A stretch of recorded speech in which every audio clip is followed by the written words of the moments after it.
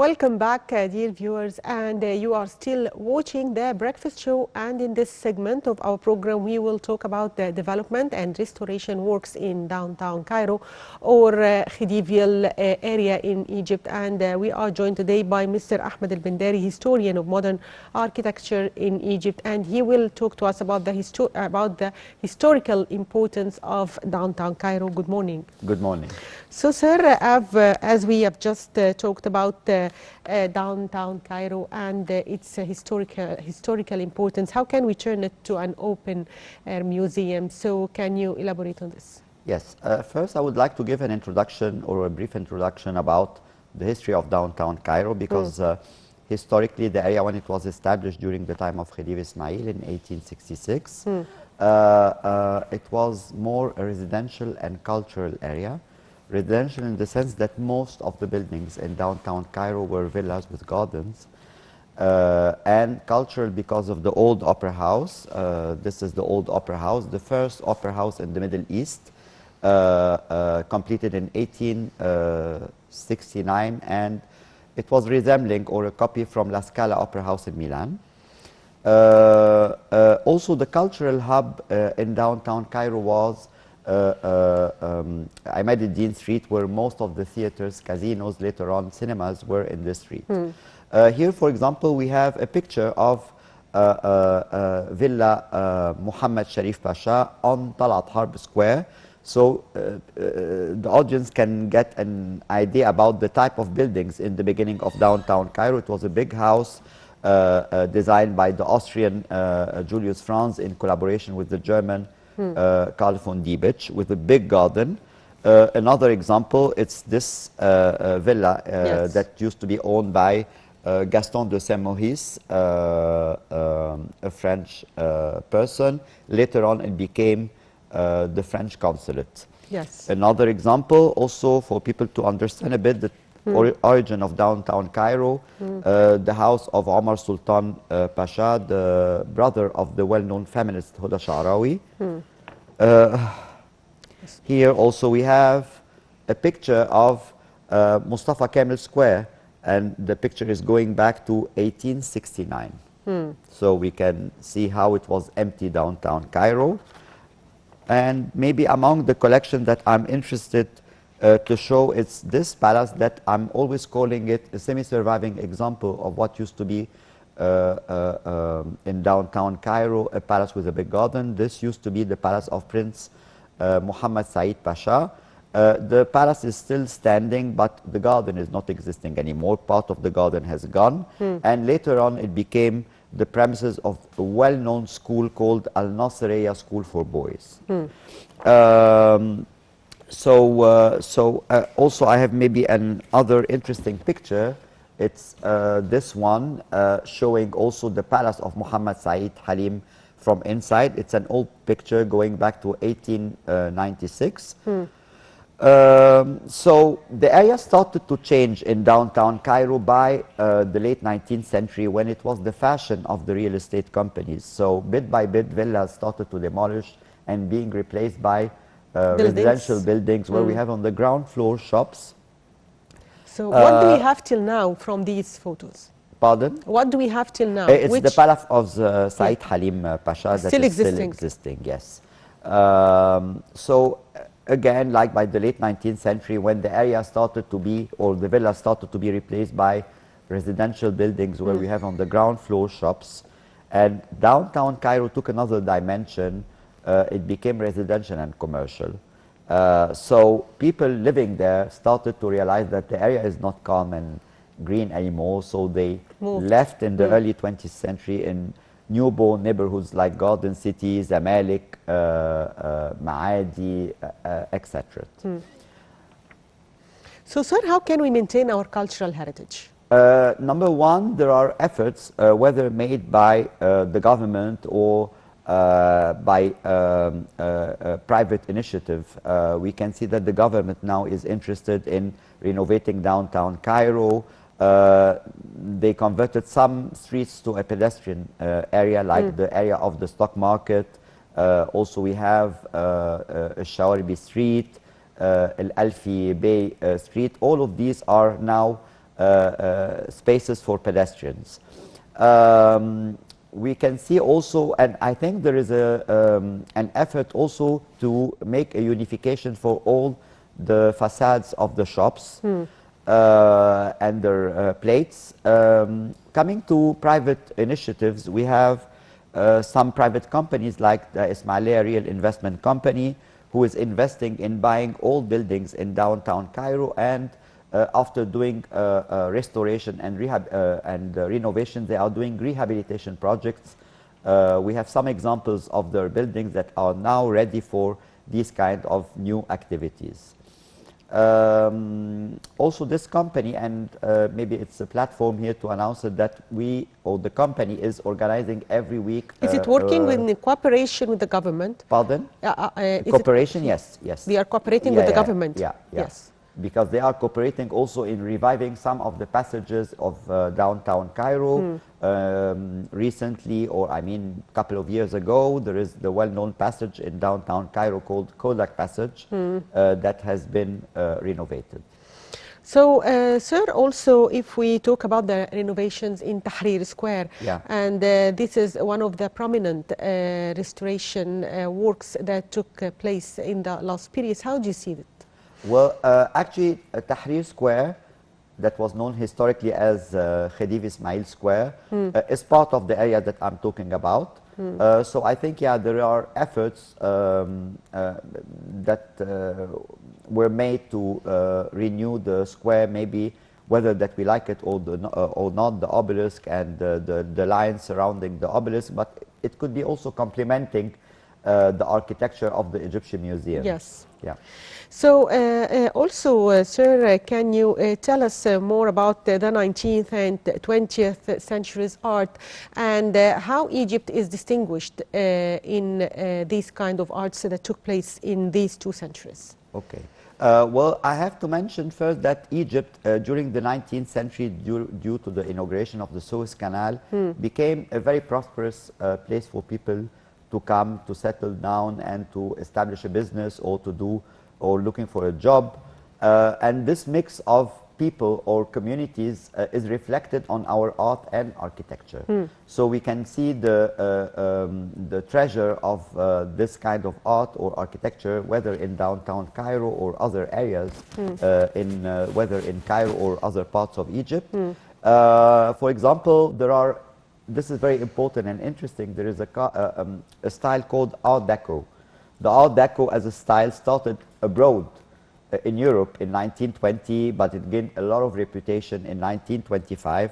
Interesting to mention that this style is influenced by the pharaonic patterns. So you can tell that this is a reviving of the pharaonic style, and we can see it obviously in many elements and in many buildings, whether in downtown Cairo or in other areas in Egypt.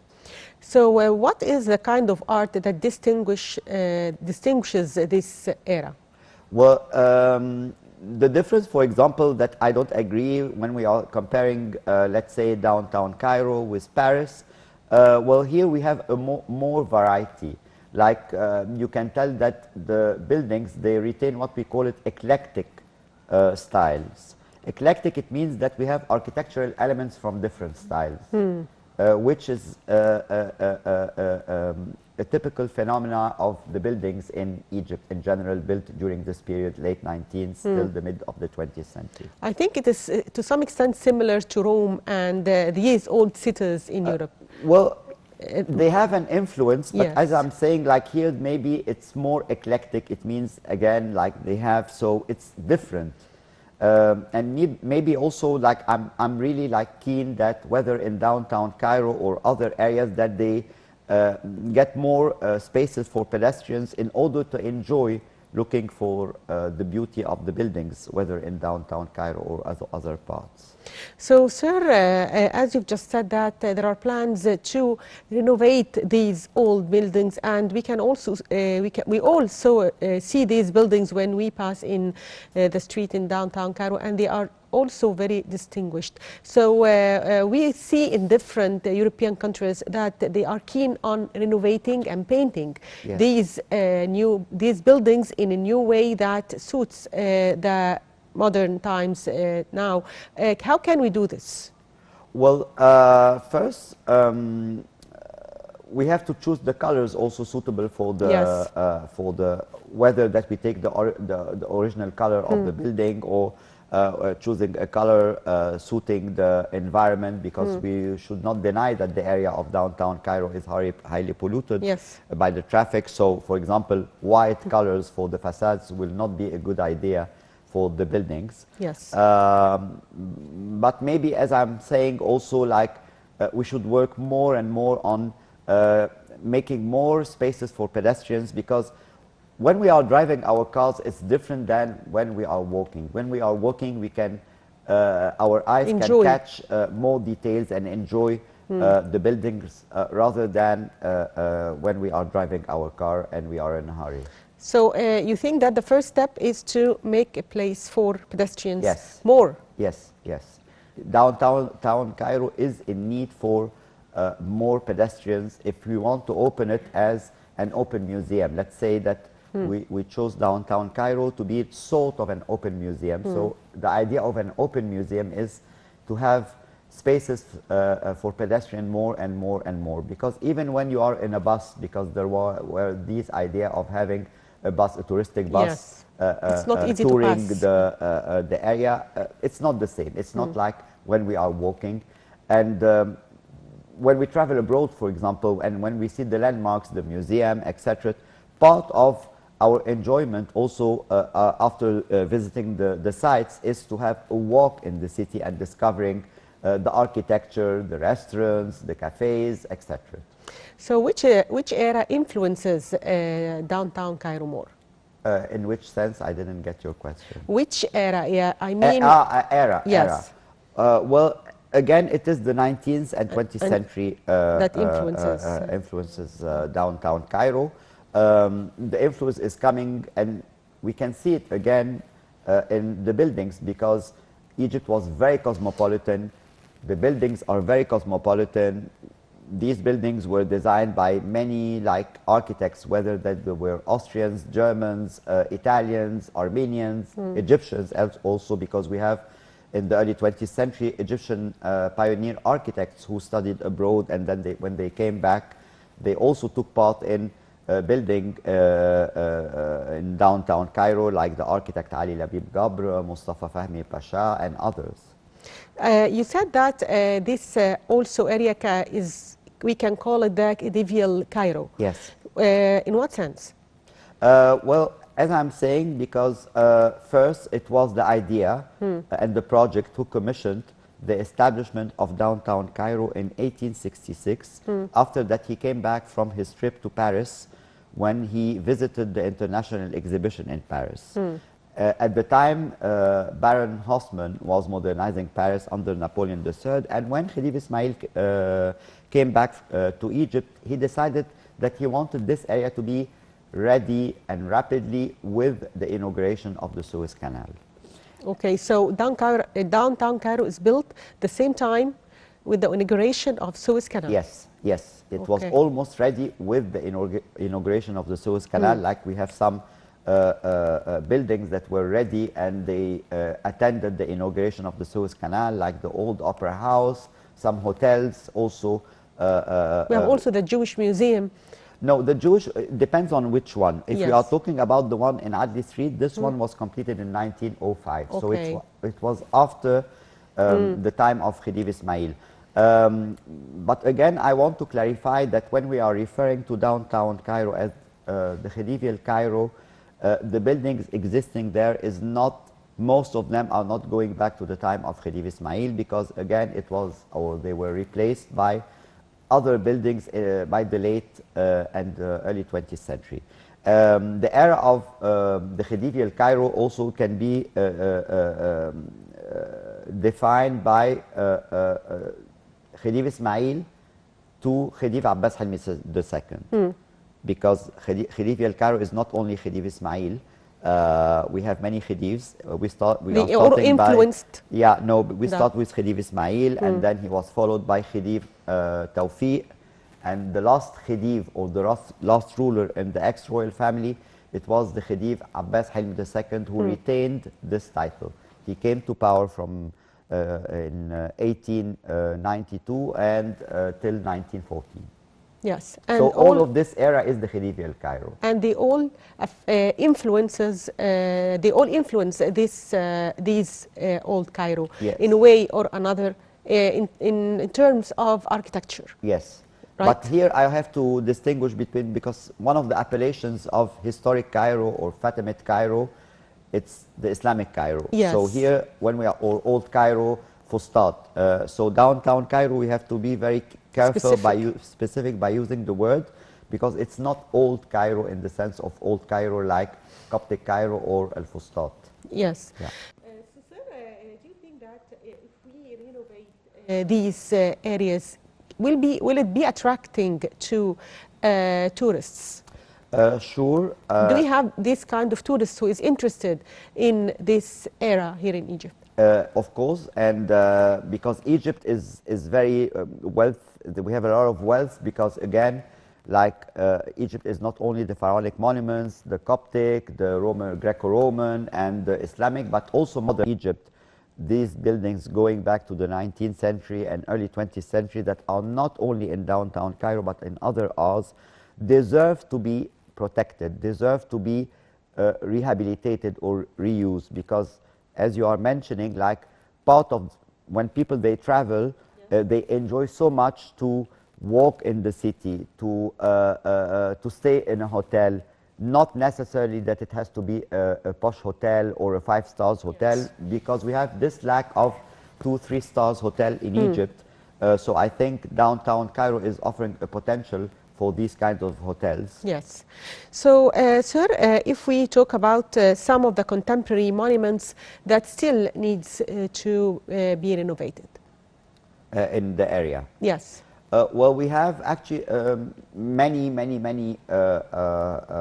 buildings that deserve to be renovated. Other than the Opera House and of course, the Opera House, unfortunately, it has gone in 1971. But I think also there was a project of reviving the Azbakir Garden.